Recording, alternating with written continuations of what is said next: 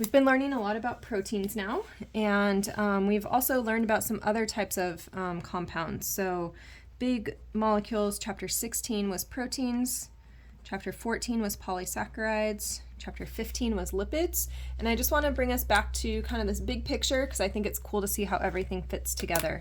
So in terms of getting energy from our protein, so proteins as food, okay, you're going to eat some proteins. Those proteins will go through hydrolysis reactions, or your sugars or your lipids can do the same, and they're going to break down into amino acids. So we saw that hydrolysis already. Once they are amino acids, some of those amino acids will come on over and be used to build new proteins. All right, and others will be used to break down and give us energy. Now there's a lot of different types of amino acids, so you can see that we have a lot of different pathways for what can happen to them depending on their size and the functional groups. So they might peel off and turn into pyruvate. They might turn into acetyl-CoA.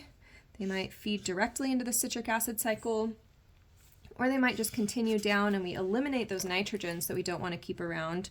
So something that's not on our page here would be the urea cycle.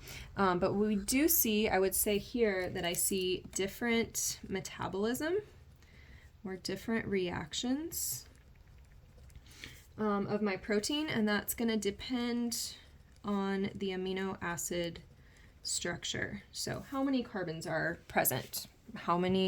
What kind of different functional groups are present.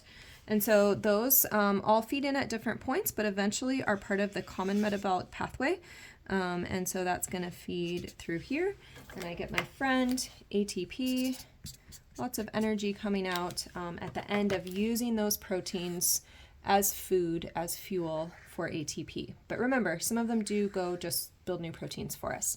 So that's a quick glimpse of proteins in metabolism context.